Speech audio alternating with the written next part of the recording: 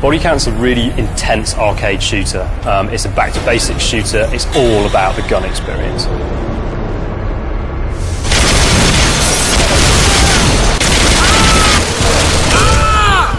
I'm Bodycount's game director. That means I'm responsible for the vision. There's a few weapons in the game. We've not focused on a massive roster. We've taken a smaller list of weapons that we liked and we've polished the hell out of them.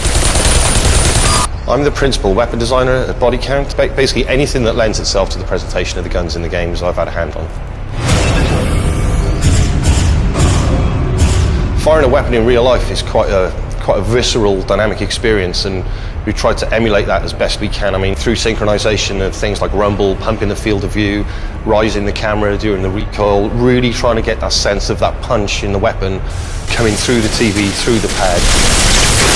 As part of the level design team on Bodycount, my job is primarily to help design and build the environment that the gameplay takes place in.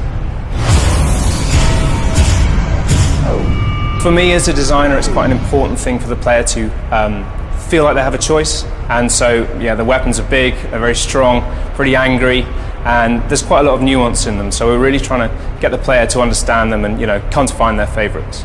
My favourite weapon in there would probably be the shotgun.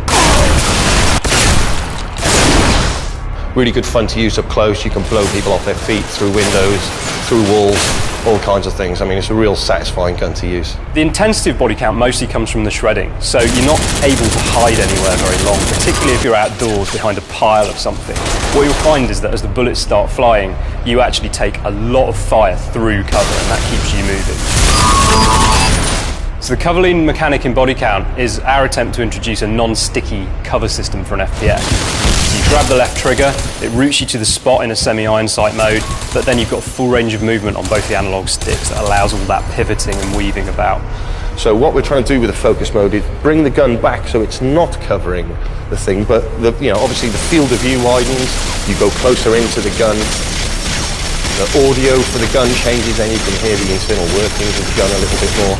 The impression we wanted to get was you getting on top of the gun, and then when you fire the gun, it's obviously very wild, but in the way we handle the recoil and everything, we get hold of the gun and we tame the beast and start to bring it back down. Explosions, VFX, all of that stuff, very, very important to the game. So if a bullet hits something, if a grenade goes off, we want you to feel that the world has been impacted, and part of that is having big, meaty explosions and tons of stuff flying everywhere. But if an explosion goes off in a dark place, it's obviously a brand new light source. So in reality, your eyes would struggle to, accept that light in, so everything kind of blooms out essentially. And we've kind of simulated things like that in the game as well, even down to the muzzle flashes. My favourite weapon is actually one of the ones we've invented for the target, who are the bad guys in the game. We've taken some real-world style technology. It's basically a portable railgun called the Kaluka, and we've completely fantasised it. So we've created a really powerful and brutal weapon that's very, very effective.